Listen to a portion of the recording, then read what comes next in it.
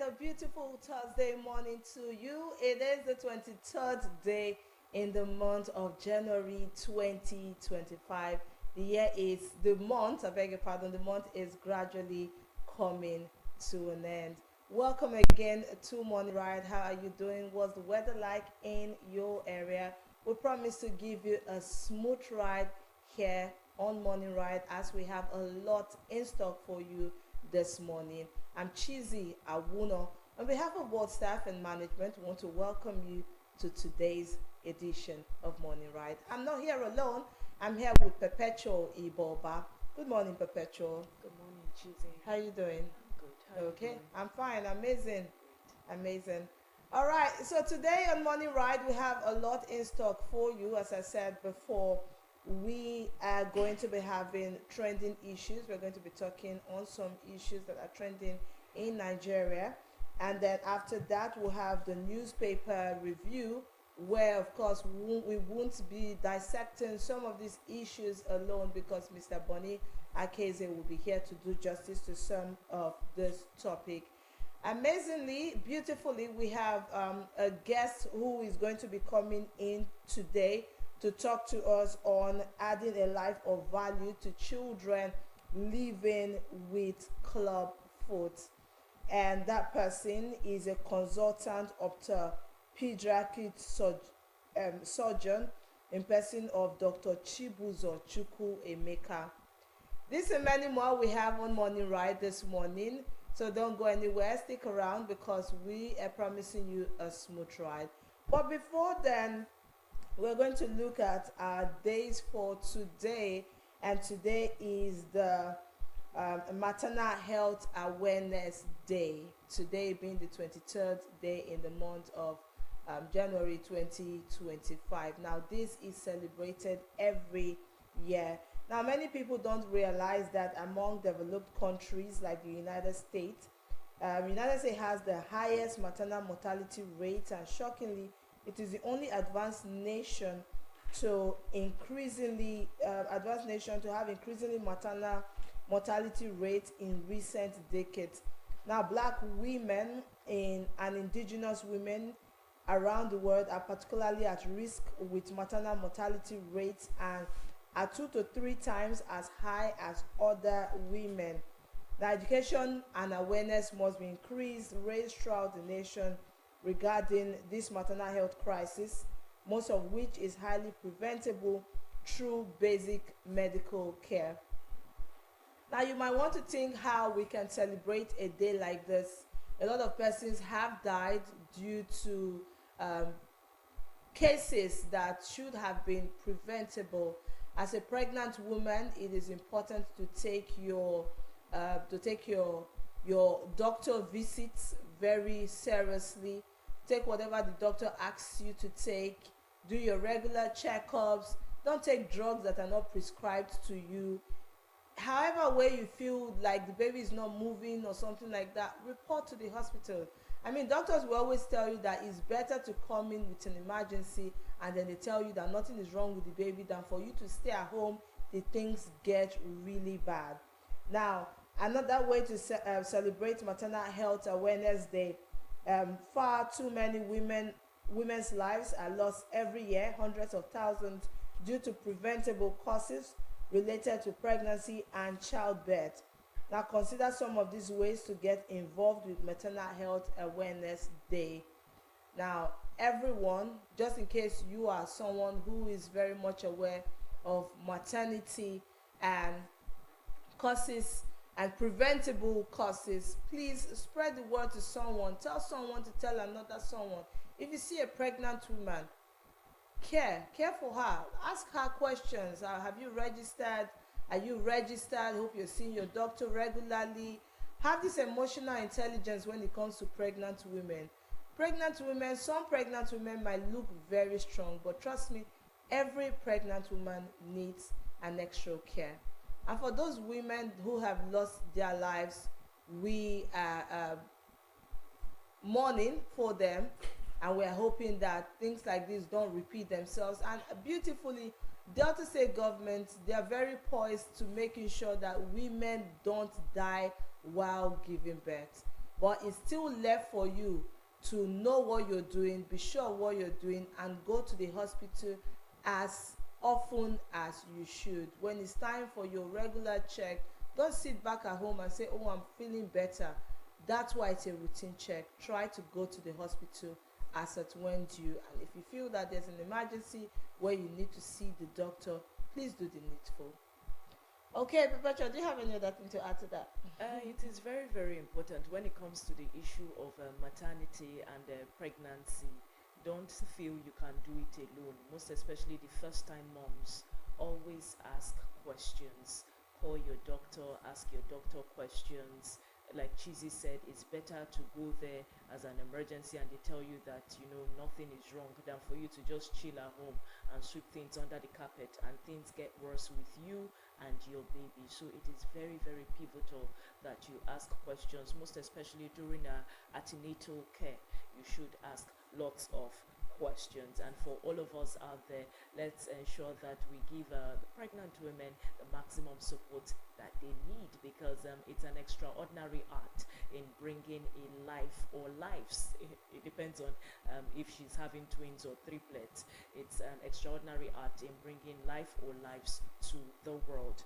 Also looking at the international commemoration or celebration, today being January 23, 2025.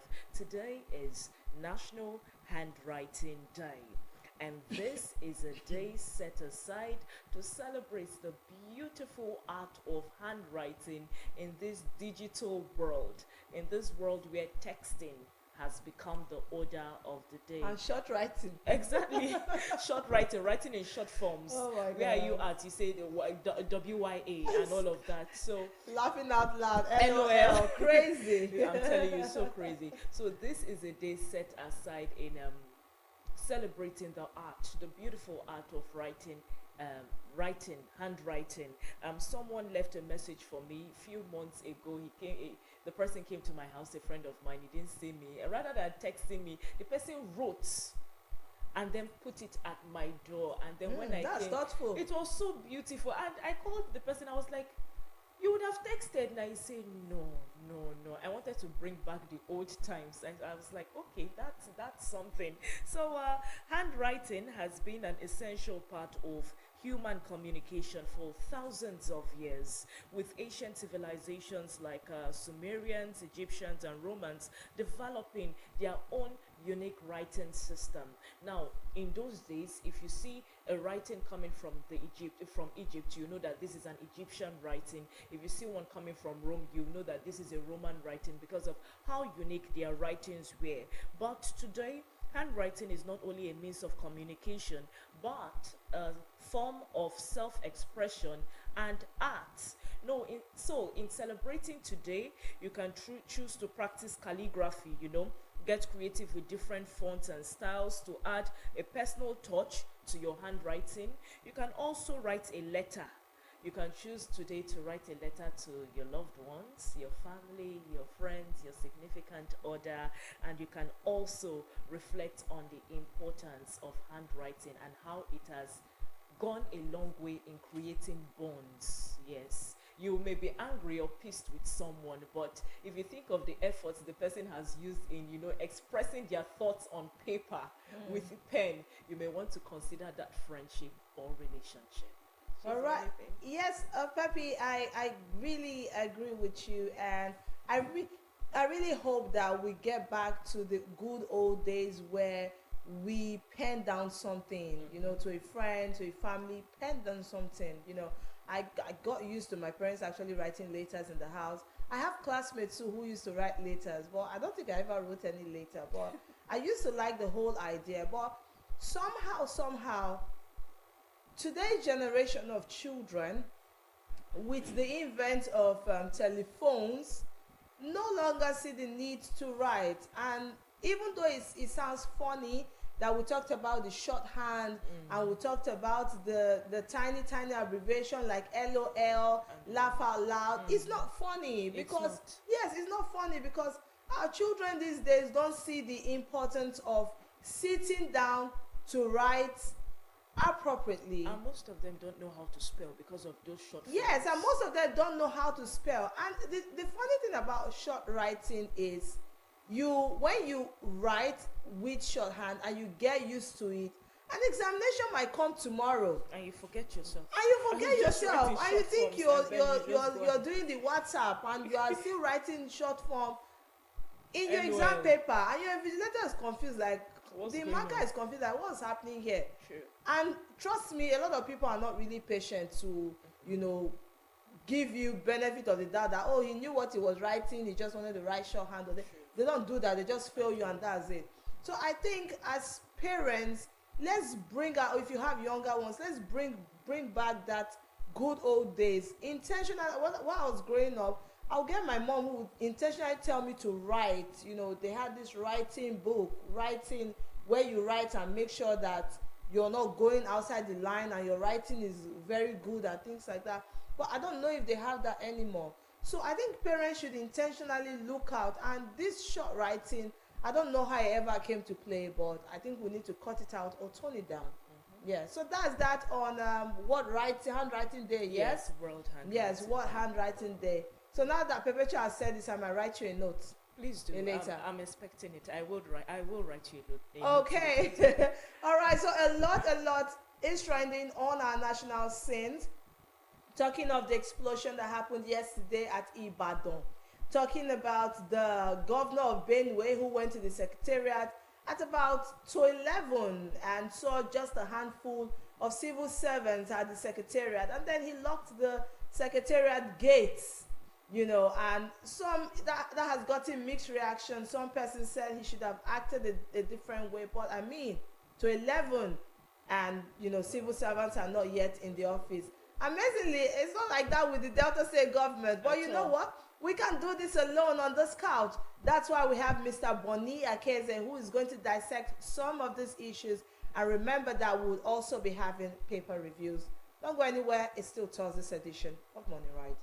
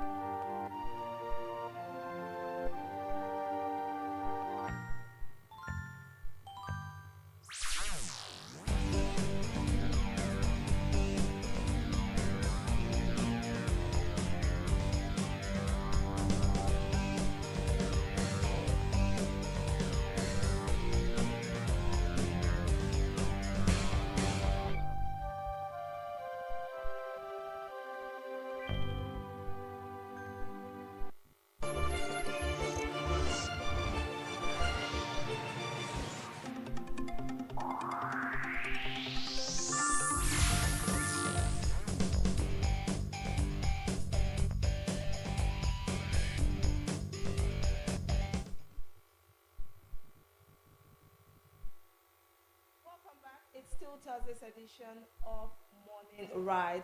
Now, there's this defect that happened to some children where they are born with twisted feet. Now, I don't know if studies have really shown what truly goes wrong and why these children are born like this. But of course, I'm not here alone. I have someone in the studio who is going to talk about club foot and is going to try to dissect some of these questions as much as he can.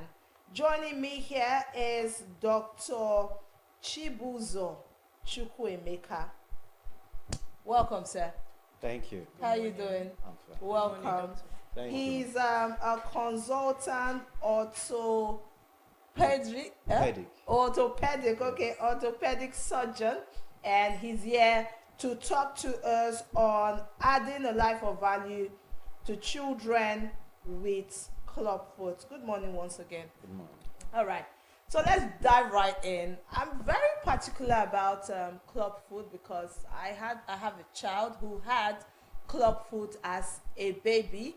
We were able to rectify it because we noticed early, and this is 8 years down the line, and there's no sign of it. But I kept wondering what was the cause. I really didn't get any answer to it. Some doctors said the baby was probably stressed in the womb, but that's why I have you here to talk about this issue with us. So let us know quickly. We want to try as much as possible to dissect this issue so that everyone would be able to understand and relate to it. What is clubfoot? Thank you for having me. All right. Clubfoot is a defect, like you said, of the feet, in which the foot is curved inwards, and the children, if they are left to start walking, walk on the side of their foot. Okay. It's actually a multi-dimensional deformity. We call it a three-dimensional deformity, and it's more commonly at birth. Okay. However, we have some conditions that occur with it. So that's why we say there are different types, syndromic and non-syndromic. Okay. Like from your question as what is the cause? Yes. The cause for most of them, in 80% of them, is not known. But there are a lot of risk factors. We feel that when the child is in the womb, Okay. if there's overcrowding of the womb, the child doesn't tend to swim as much, and the limbs tend to be in a fixed position for long. So that's a picture of what a clubfoot looks like. Okay. And when it's fixed in a position, it assumes that position. So it's more common in first pregnancies because the womb is just primed for the first carriage. Okay. More common in twin deliveries, when the child is larger than the womb, so they call what we call fetal macrosomia. Okay. It's also more common when you have a growth in the womb, What kind of growth? like a fibroid coexisting with pregnancy. Okay. So when the child, or when the fluid volume is reduced, so the child cannot, so we call it oligohydramnios. Okay. So the child cannot swim as much. So with those, we feel that can add to the incidence of clubfoot. However, it's not always so, because you have many multiple gestations that don't have clubfoot. So we can't say that is the ideal cause. The ones that we know are the acquired type, where they don't occur at birth, or they occur with defects of the spine, where it traps the nerves, and the feet cannot That's the move. baby's spine. Yes, so we call those syndromic types. Okay. They exist with other deformities. Okay. It's about 1 in 1,000 live births, so it's a very common problem. But many people do not know it exists unless, like you said, it affects your loved one. Okay. But it's very common. Okay. So what are the types of clubfoot? Because you said this type, but I want to know what the different types of clubfoot are. Okay, we have, clubfoot is divided into congenital and acquired. Okay. Congenital means you were born with it. Acquired means as you were growing, you developed it.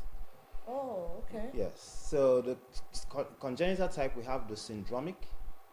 That's the one that exists with multiple, like you see children with cleft lip and palate. You see children with stiff feet, arthrogryposis, or you see children with Down syndrome, where they have intellectual disabilities, or cerebral palsy. Those ones are the syndromic type.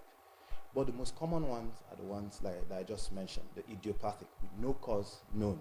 They just occur isolated, alone with clubfoot. So those are the more common type. Then the acquired types are the ones that maybe a child is growing and then has an injury, a traumatic injury, and then the nerves are injured. So we call it neuropathic injuries.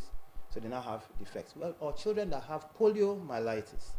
So infections that affect the brain and then causes problems with coordination of a part of their muscles. So they can have an association with clubfoot. So it's so those are the acquired type. But the more common one, which the one we really are more particular about, are the idiopathic. That's the ones that do not exist with any other condition. Okay. So food deficiency has nothing to do with this. No, food deficiency has nothing to do with it. Okay, so how are these clubfoot, or how are they diagnosed, and what are the signs and symptoms, most especially with children? Okay. Clubfoot is a clinical diagnosis. Okay. So it's the patient is born, and we notice that it has 4 components. The foot is first curved upwards in the midfoot. We call it a cavus. Then the foot is turned inwards, where we say there's a forefoot adduction moving towards the midline. Okay. Then the feet are high riding like a horse, equinus. We call it talipes equinovarus. So the feet are turned inwards and then like a horse. You know, the horse, the hind foot doesn't touch Yes. so they're watching on the toes Okay. and on their sides. Okay. So when we have those 4 parameters in place, we know that it's clubfoot. You really don't need any investigation to diagnose it, Okay. apart from that clinical diagnosis. All right.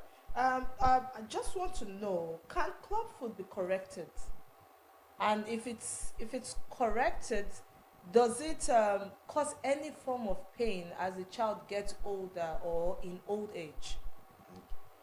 Yes, clubfoot is highly correctable. In Okay. fact, we For all have- patients, for all patients, even adults? even adults. It's Okay. just that when you correct it early, Okay. the response is much, much, much better. In fact, parents are so happy when they see a foot that completely turned inwards, now it has been resolved.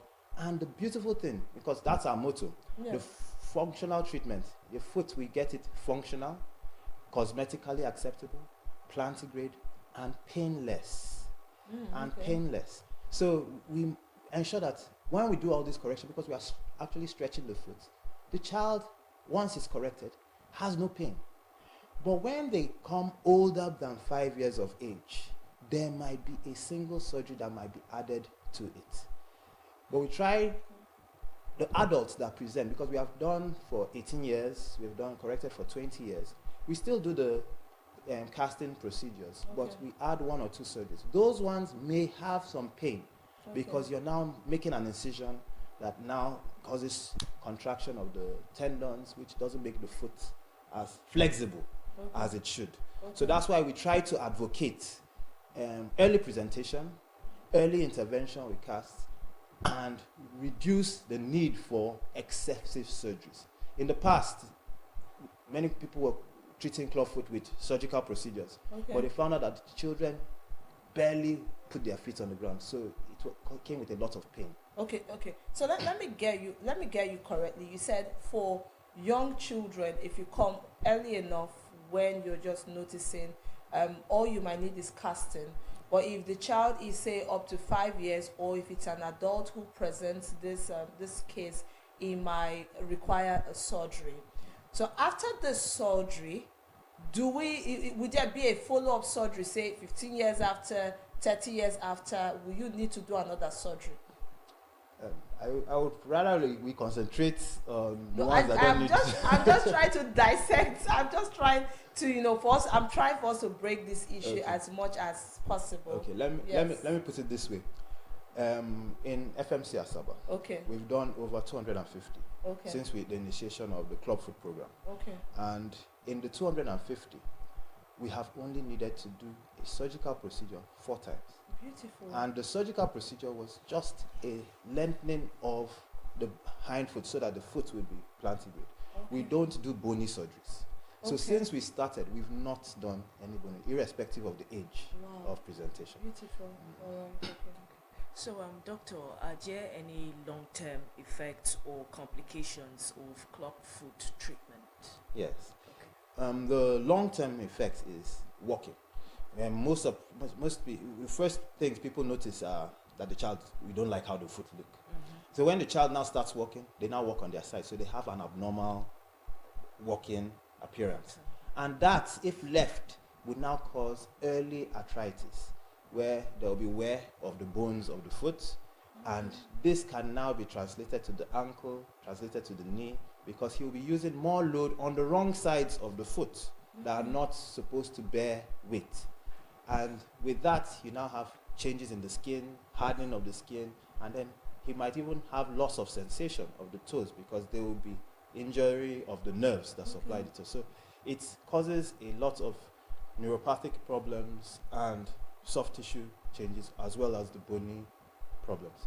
So many people are unable to engage in their expected quality of life because job opportunities are lost. Their psychosocial problems are affected because they do not want to be associated with the public, and that now stigmatizes them against the general population. So that's what we do not want.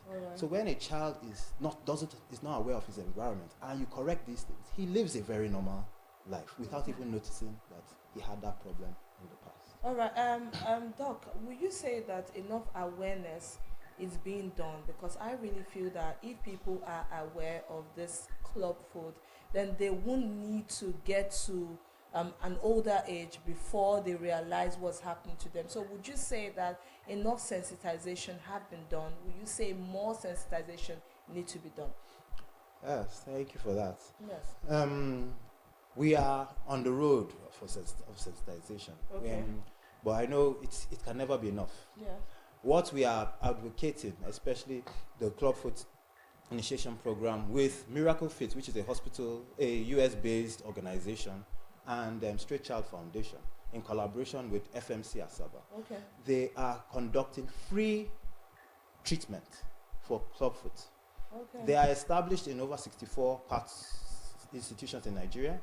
And Straight Child Foundation has 17 branches where they supply all the materials that are required. The casting materials, the follow-up logistics, and the braces that we use to maintain. Because these children have to wear abduction braces for up to their 4 years of age. So, and these braces can be expensive. One of them is 60,000, and as the child grows, you need to change. So many people are unable to finance the care, and we lose them to follow up. But for the past 4 years, we have engaged in them, and they even just came to our center this week, where we have we've done a couple of free procedures, and they've provided a lot of materials for us to do that. And anybody that is, you notice, that has clubfoot in the schools, in the churches, in communities, if they come to FMC Asaba, all they need to provide is a visit card, and we take care of everything. So how long with this? Because sometimes free things don't last always or forever. So how long can one come to FMC and be sure that anytime they come, it will be free? Is it like a long-term thing? It's a long-term thing. And then those in the rural area, because if you are aware, most people in the rural area suffer the most from clubfoot, and a lot of them blame it on diabolical things, Would you say that this sensitization have also got into the rural areas? We are partnering with the Primary Health Care, Ministry of Health, and they have given us the go-ahead that they will support us. We did a training program and workshop in Asaba, which was very rich, and we are planning to go to every part of Delta State. We are already established in Ughelli, and Warri, and then we are now here as well. So we plan on going to the villages, putting up flyers, sensitization programs, talking in churches, putting up publicities, so as people should know that this is available, the treatment is free, and as soon as you're delivered, with no extra cost. Patients do not pay anything. It's a non-profit, non-governmental organization. So they have been in existence for over 10 years in Nigeria, and America is so proud of what we have been able to establish. They are more interested in the research.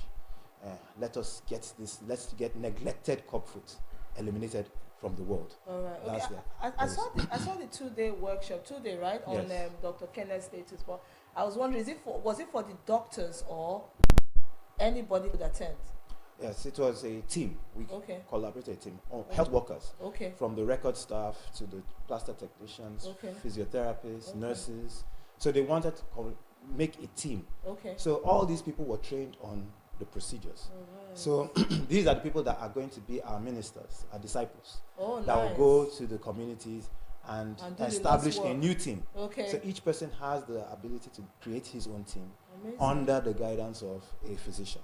Amazing. All right. Okay, so doctor, are there any modifications or accommodations that can be made to help children participate fully in daily activities? Because this issue of club foot can be quite stigmatizing, if you ask me. So are there any accommodations or modifications for them to be seen as, normal children, that play with their fellow normal children while undergoing treatment at the same time?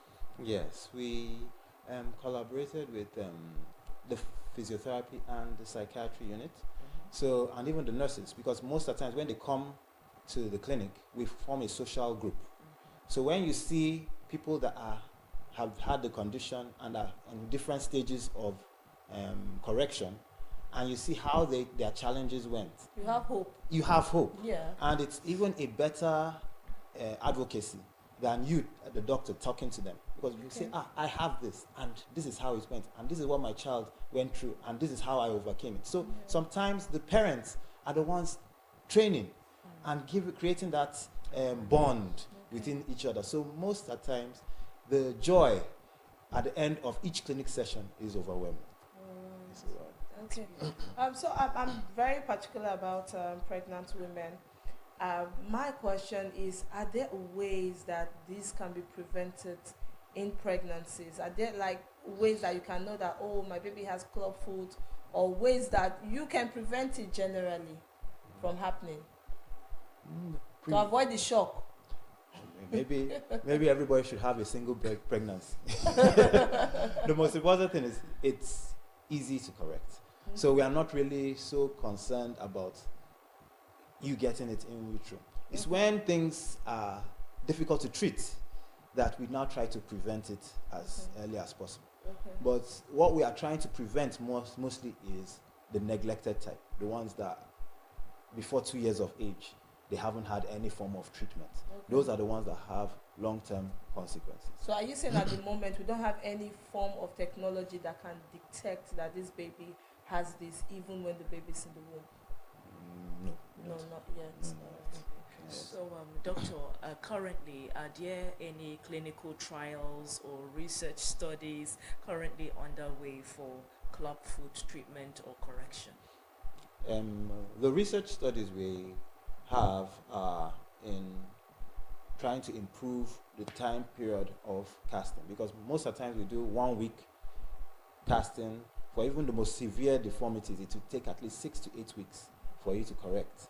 So we are trying to see how, because now you're saying parents would be bonded, bound down for 6 to 8 weeks. But if we can do it faster, then that pressure will not be so much on the parents. The major problem they had was financing. By the time you buy a set of casts, come to clinic this week, you come again next week, you're keeping family costs is now diverted to the treatment. But when it's free, we now have done the rapid treatment. Where patients come every 4 days, 3 to 5 days.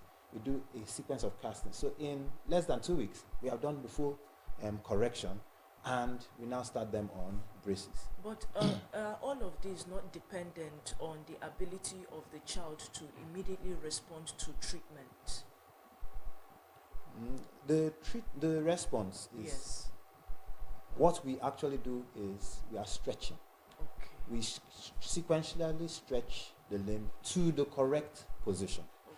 So most children, irrespective of what caused it, their skin is very pliable or stretchable. Okay. So the response is, according to research, is you can actually predict the dates in which full correction can be achieved. So far, there's no other limitation. Is clubfoot painful? Clubfoot is not painful Okay. when the child is not walking, Okay. but it gets painful when they walk on the wrong side of their foot. So in the Okay. early phases, it looks like the foot is inwards, but the child is not in any pain. He likes that position. That's his comfort zone. So what you're doing by correcting is taking him away from his comfort zone. So that's why they scream, they cry, but we try to do it in such a gentle manner to reduce the amount of pain. We don't use any analgesics. We don't give them anything apart from the breast milk that the children are on. That is enough analgesic for them. And most of the times after the procedure, they sleep.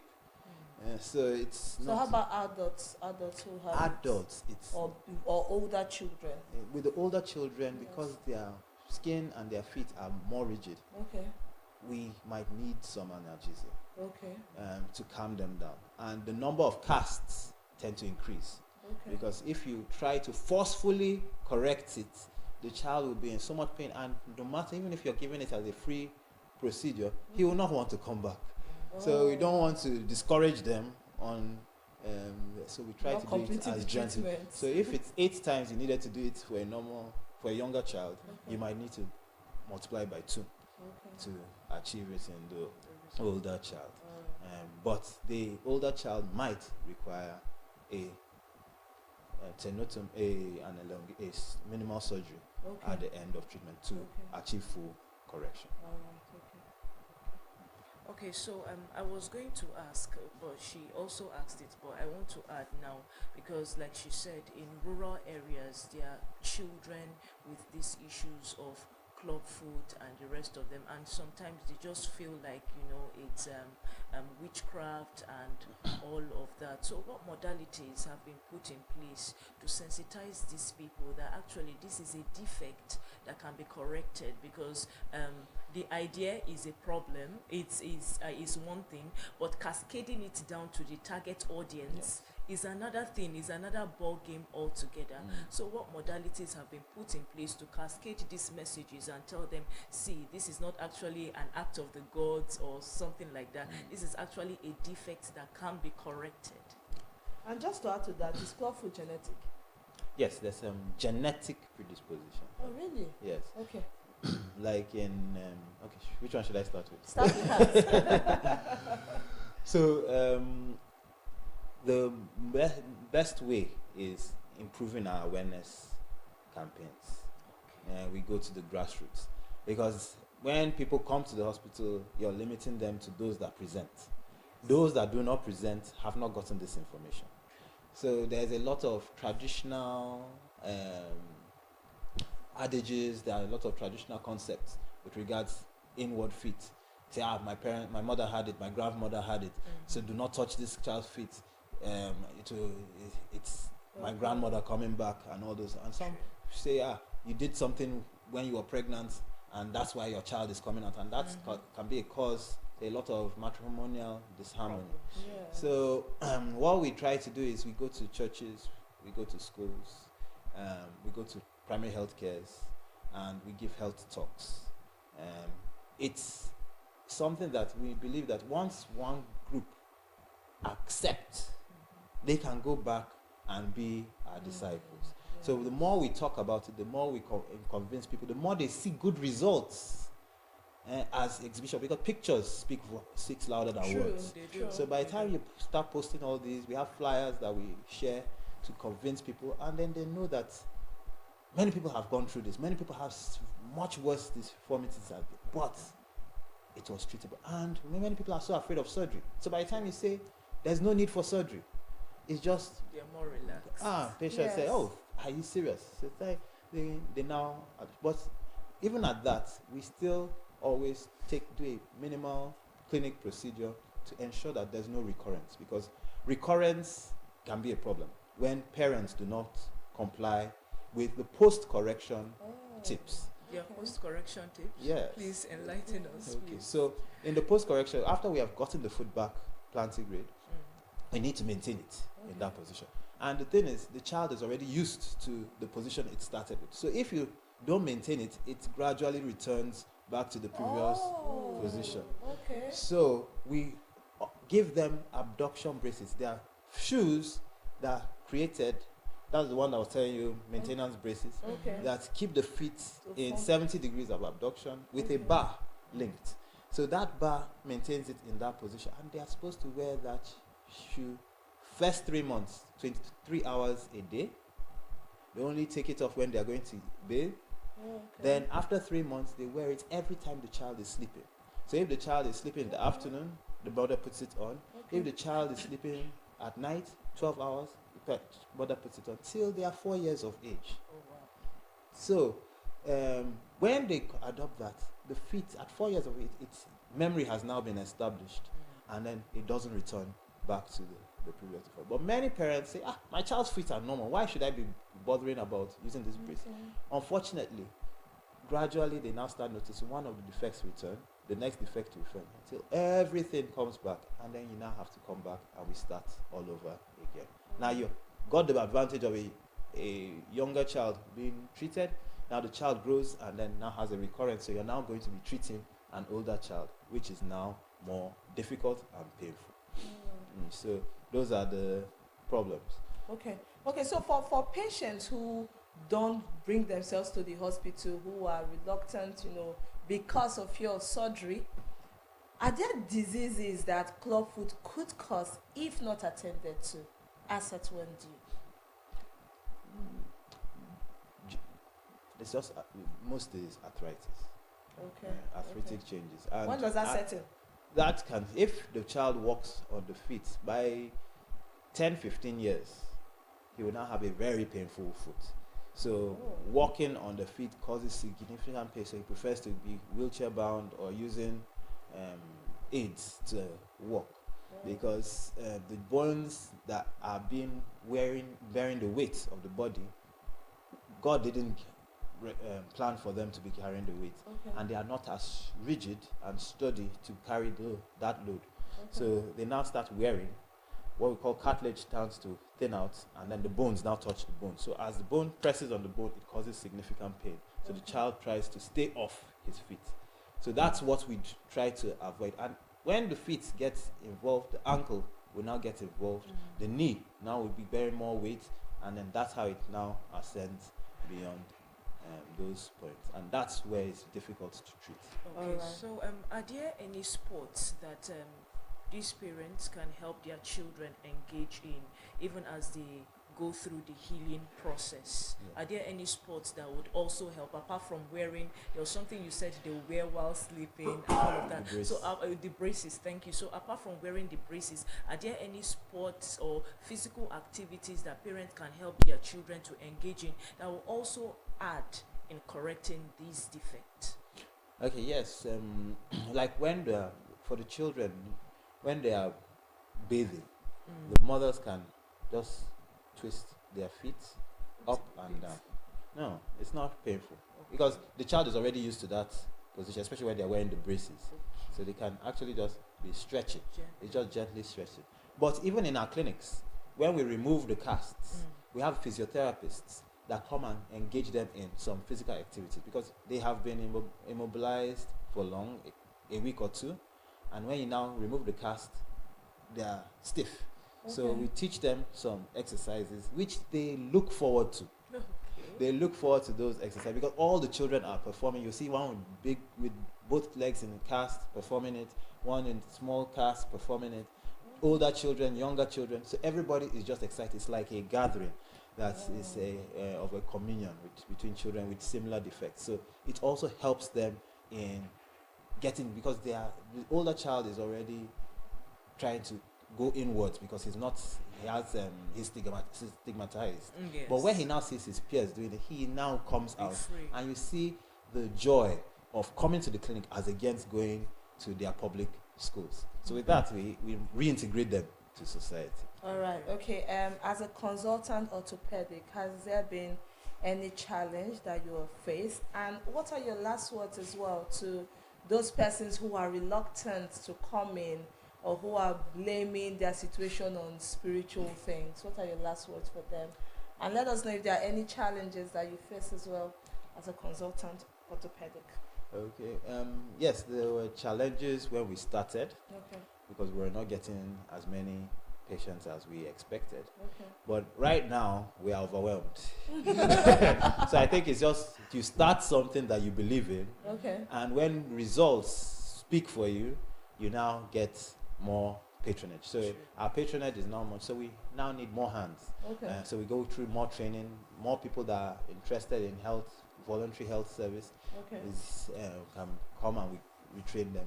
And that would help us improve our reach, because one man cannot be an island of At all. he needs At all. support of a lot of people. Okay. Then my last words for those that still do not believe in treatment, those that feel traditional stigma is the cause of this defect. I Yes. want to just tell you that that is not so. Clubfoot is very treatable. Clubfoot, nobody is to be blamed. Neither the man nor the woman. Many studies have not found the cause. But what we are advocating is, please, once you see your child's feet turned inwards, once you see your child's feet deformed, we have an advocacy for free care. And our major goal is to put a smile on both the parents and the children's face. We call our clinic the Smiling Clinic, because Oh, from nice. people being sad Beautiful. and confining their children to one place, by the time they come out and see the results, everybody smiles, the parents and the practitioners. So it's a joyful place, and we encourage everybody, please talk to someone that has it. Anybody, direct them. It's totally free. You would enjoy it, and we look forward to having more and more people so that we eliminate neglected clubfoot. All right. Thank you so much, Dr. Chibuzo. Thank I like you the so sound much. of free. Thank you. Thank you so much. Thank you so much. You did amazing in dissecting these questions, and I truly appreciate it. Thank you so Thank much. you for coming. Thank you so much. All right, we've been speaking extensively with Dr. Chibuzo Chukwuemeka, and he's a consultant orthopedic surgeon from the Federal Medical Center, Asaba. And we've been talking to him extensively on adding a life of value to children with clubfoot. So you've heard him say that it's totally free, so I wonder what you're waiting for. Tell someone to tell another someone, or roll it to Federal Medical Center, FMC. All right, it's still Thursday's edition of Morning Ride. We'll take a short break, and when we come back, we'll talk about all trending issues on our political scene in Nigeria and in diaspora. Don't go anywhere. It's Morning Ride.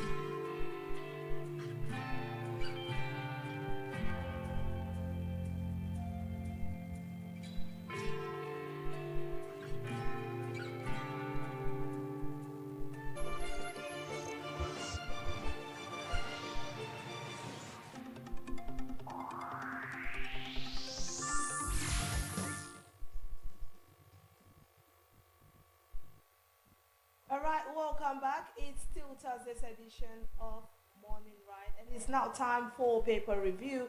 I'm not here alone. In the studio, we have Mr. Bonny Akeze, and of course, Perpetual Iboba is also very much in the studio with us. Good morning, Mr. Bonny. Good morning, Good morning. sir. Welcome, sir. Good morning, Perpetua.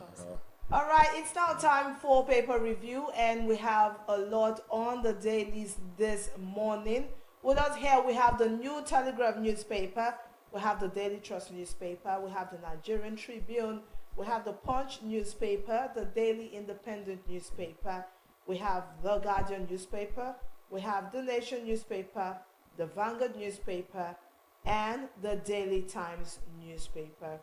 Very quickly, we dive right into the New Telegraph newspaper. And first on the headline, buzzing here, says telecom tariff hike. Government abandoned masses to corporate fat cut. This is by NLC. Says spending 15% of salary on communication unsustainable. Mills mobilization to boycott telecoms services. Another writer to that story says FCCPC wants telecoms to provide quality service. Another story that says food scarcity, FG begins nationwide operation clear stores. Another story here says Abuja Airport, Keyamo rejects 532 billion naira contract variation for second runway. The story here says Ekweremadu's wife released from UK prison returns to Nigeria. Another story here says PDP crisis, elected deputies ask anti-Damagun forces to quit. This story here says Anambra Guba, INEC warns parties against invalid nominations. These and many more you can get on the New Telegraph newspaper. All right, moving on to the next newspaper, which is the Daily Trust newspaper. The screaming headline here says 1.4 trillion naira unsold goods recorded in 2024. This is coming from MAN. Nigeria heading towards hyperinflation. This one is coming from experts. At the top strip, it says Daily Trust dialogue holds today. FCT doctor embark on strike, over 7 months on paid salaries. NSCIA to federal government, implement policies that will alleviate poverty. Military kills Turuji's second in command and other top commanders. 15 die in Kwara auto crash. A sad one. Damagun can't be removed until December. And at the bottom strip, it says NLC protests telecoms tariff hike, threatens mass action. For details of this and more, please do well to get a copy of the Daily Trust newspapers. All right, thank you, Perpetual. The Nigerian Tribune is next, and first the screaming headline says NLC kicks against 50% telecom tariff hike. The writer to that story says it's harsh burden on Nigerians. Another writer to that story says tariff increase must result in significant service improvements. At the top there, we have this story that says Tinubu commits over 30 billion naira to infrastructure development of FCT satellite towns. This is by Wike. This and many more you can get on the Nigerian Tribune, so please do grab yourself a copy. Taking a quick look at the Punch news headlines this morning, the major story here says Kano Niger Republic Rail Project. Communities tackle federal government over compensations for 3,252 owners. Project continues despite Nigeria-Niger tension. 5,531 persons dissatisfied with compensation. At the top strip, it says oil exploration. Mossop folds Tinubu's meetings. Monarchs begin consultation. APC, LP back INEC on by-elections and dismiss Falana's proposal. Troops closing on bandit leader Turji kills commander and 24 militant. And at the bottom strip it says Alafin Owade puts traditional rights on hold, returns to Canada. Group ask IG to probe controversial video on Mohbad's death. And lastly, again, Anyanwu Udeokoye clash over PDP secretary's seat. And we have the Daily Independent, and first screaming headline here, just like the other previous newspaper, says NLC to FG stop 50% telecom tariff hike implementation. The writer to that story says asks Nigerians to prepare for action to compare hike reversal. Another writer to that story says CNG kicks demands resignation of NCC boss minister. Another story here says FCT doctors begin strike over unpaid salaries. That's on page 6. Another story here says oil markets face strong selling pressure as crude drops below $80. This is on page 7. This and many more you can get on the Daily Independent newspaper. The Guardian newspaper is next with the screaming headline that says costly by-elections worry INEC as IPAC demands credible polls. Doctors protest unpaid salaries ground Abuja hospitals. Economic crisis spikes malnourishment among 5.4 million kids, UNICEF warns. And lastly, Lagos warns against sharing child pornography and threatens 14-year jail term. All right, I hope it comes to pass. The Nation newspaper is next, and first on the headline here says NLC, TUC, CNG reject 50% telecom tariff hike. The writer to that story says Labour, it is ill time, insensitive. Another writer there says Northern groups demand immediate reversal. Another writer here says it is a good take-off point, says operators. This one here says FCCPC to monitor compliance by service providers. At the top there we have this one that says NUC pharmacy, physiotherapy, optometry, now 6-year course. Oh wow, okay. This story here says UK to sustain collaboration with Nigeria on democracy. This and many more you can get on the Nation newspaper. All right, looking at the Vanguard newspaper, the screaming headline says NLC, TUC, CNG and others reject 50% tariff hike. Presidency proposes stricter sanctions on airlines over flight delays and cancellations. Birthright citizenship. Nigerians in diaspora kick says it is illegal. And lastly, bandits influx. Southwest governors not collaborating with us. This is coming from Gani Adams, OPC and Hunters. All right, the Daily Times newspaper is the last paper that we have here, and first the headline here says tax reform. Afenifere asks NAS to consider people's interests. At the bottom there we have this one, Ogun PDP challenges Abiodun over insecurity in the state. The story here says PDP crisis worsen as Deputy National Officers backs Damagun. The story again here says troops dismantle Bello Tunji's camp. The writer to that story says eliminate 10 commanders. The story here says FG invests 60 billion naira on fiber optic cable coverage. The writer to that story explained 50% tariff hike. This and many more you can get on the Daily Times newspaper. So please do grab yourself a copy. Let's get back to the studio.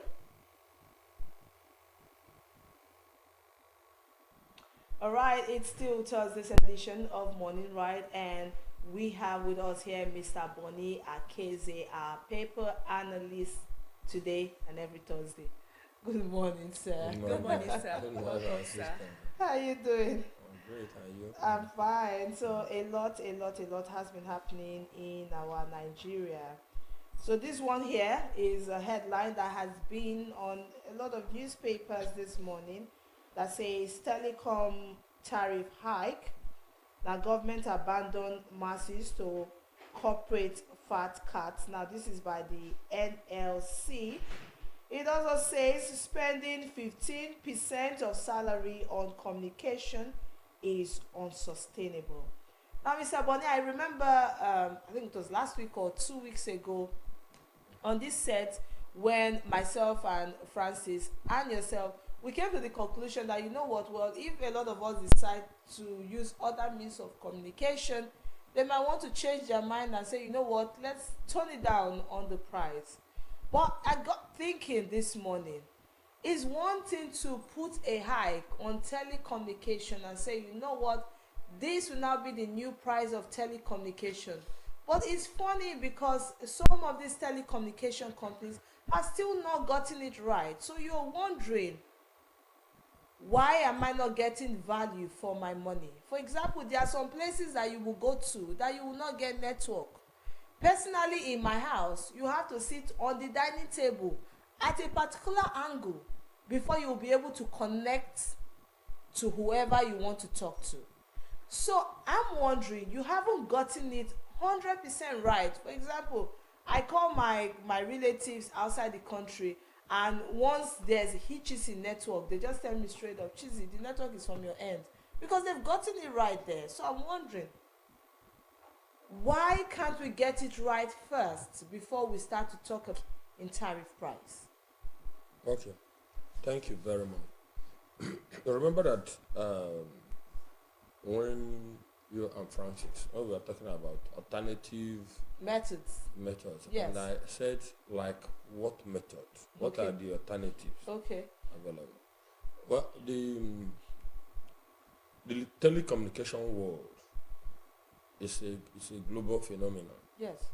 So we cannot exist in isolation.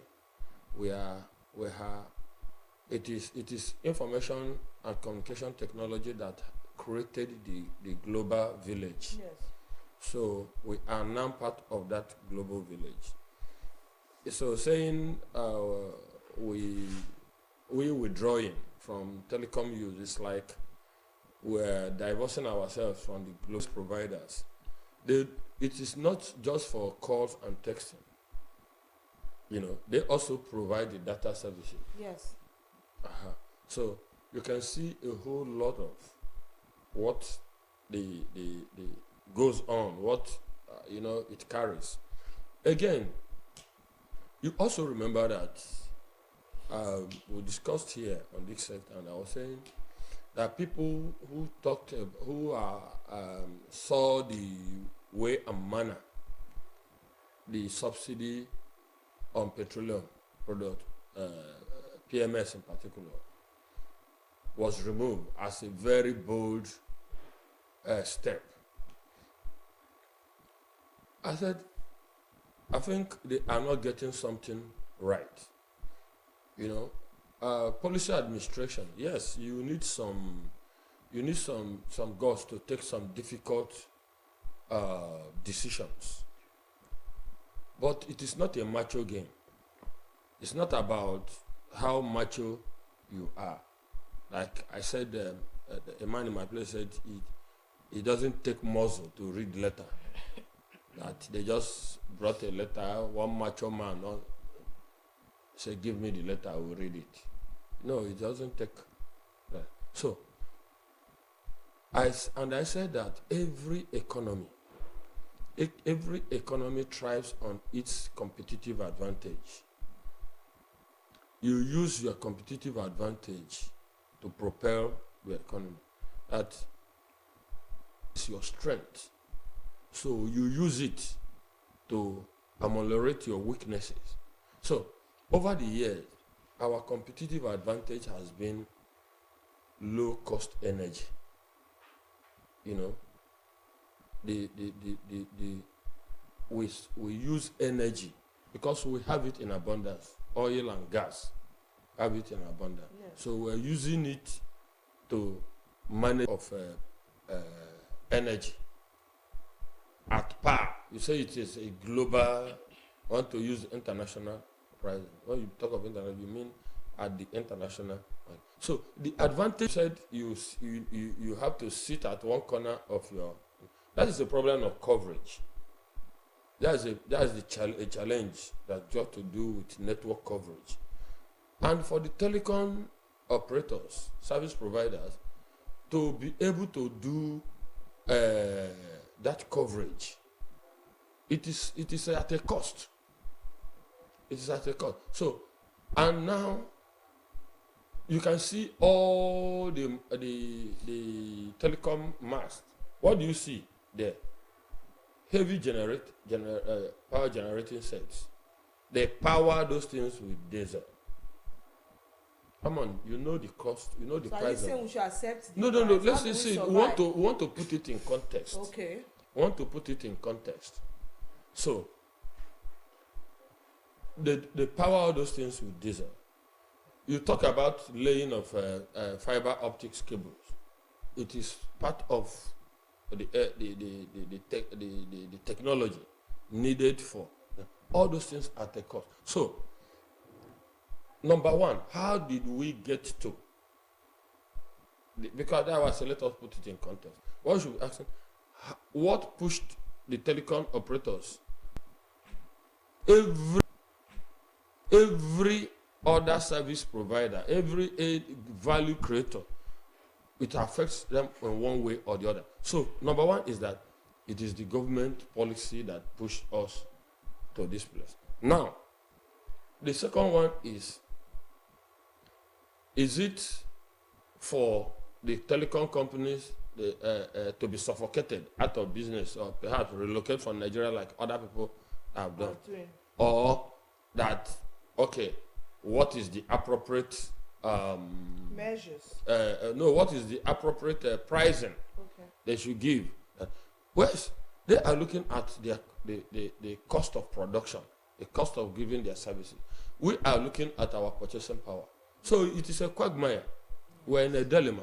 If they increase, as I said, some people may be pushed out of the consumption, out of business. So that is what my conclusion is this, that when you are doing politics, look at it very broadly. Look at it very broadly. It is not all about putting more quantum of money in the hands of government.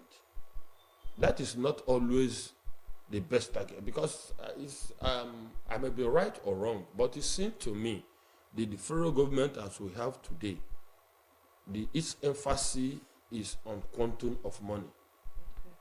And it is not, it is in the final analysis, it's not going to, or put it at the lot of equilibrium that will say, yes, we have an economy that will translate to better living condition for the Nigerian people. All right. Okay, our next story. Okay, so I'm still looking at the telecom tariff hike because I think this is a case of two giants fighting and the ground suffering, the misunderstanding. Is there any solution? Because right now they've increased it. It's not like we are seeing anything positive, in the words of Chizzy, concerning these network issues and the rest. Is there a lasting solution that we can just nip everything in the bud and everything will be well and good at the end of the day? Okay. Economic problems are not like congenital problems, like problems that are genetic or some people are born with. They are most of the time problems that are rose from the environment, and most time or that are by human factors, as a matter of choices made. So, to that extent, I would say, yes, there could be a lasting solution. But what we're saying is that the Aso Rock has a blueprint And the approach to driving that blueprint is either you join it or you are our enemy. So political economy would say the dialectic approach, where we have to look at the contradictions and through the contradictions come out with, something new. It may not be exactly how you thought it and exactly how I thought it, but by the clash of our ideas, our opinions, our position, we see something new, Okay. So I don't see everybody who is not in support of what the government has said is an enemy. Okay. Okay. But I don't think it's always like that. Because nobody is all-knowing. Only God is all-knowing. Okay. I expect to see that. That is why democracy talks about dwells so much on dialogue. But number one, sometimes you see maybe at the National Assembly, dissenting voices are not given, any weight.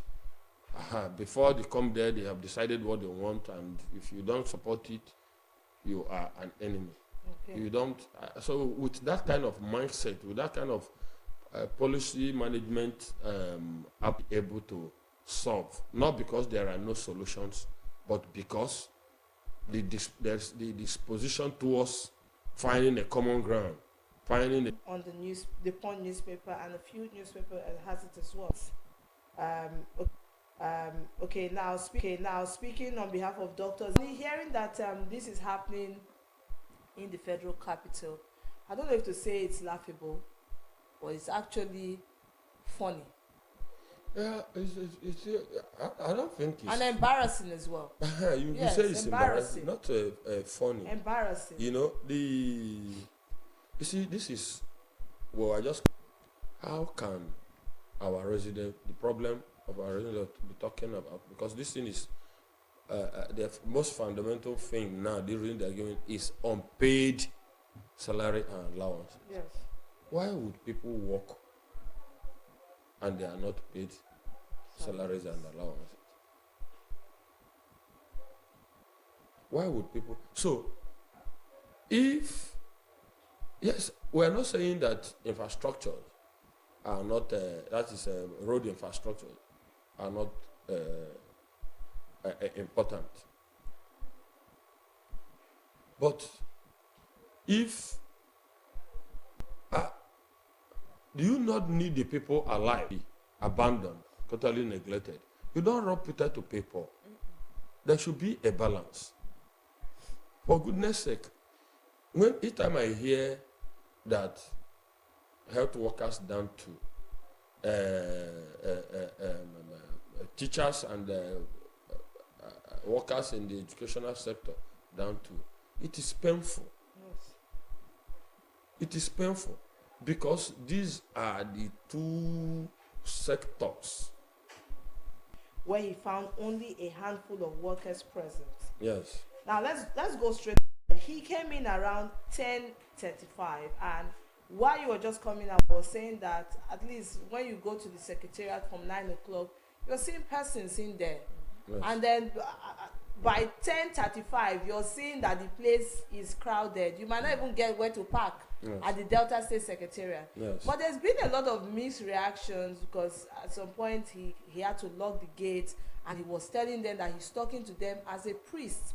And he made a statement that this is a vicious circle for their family because it transcends to their children, and their children start to feel that it's normal to go late. But there's been mixed reactions where some people said, oh no, you shouldn't have locked them out. You should have used other method. Locking them out was embarrassing. Locking them out felt like you were locking primary 2 children, But I think this man is a disciplined man, and he probably might have gotten internal gatherings that they don't come to work early. I don't know. What are your thoughts? Okay. On the surface, nobody is going to rationalize that by after 10, the government state secretariat is still empty with people. on the surface, there will be no justification Yes. to rationalize it. Yes. But ask somebody who is a manager of people, as somebody who is who want to see results, who believes in management by objective. You don't take things at their surface. I said the other, there was something we were saying. I said every humans are phototropic. That is, we move towards light. We embrace light. Phototropic light in this thing goes beyond the physical illumination. Okay. Light in this concept, in this context, is talking in greener pasture, things that that benefits us. Human beings are benefit seeking. They are human beings want improved life. That is what is we talk about Japa. Yes. The rationale behind Japa is to seek greener pasture. So people always move into where it's just like the cow. Cows are always moving towards with their shepherd. They're always moving towards the greener pasture. But that is where the term greener pasture come from.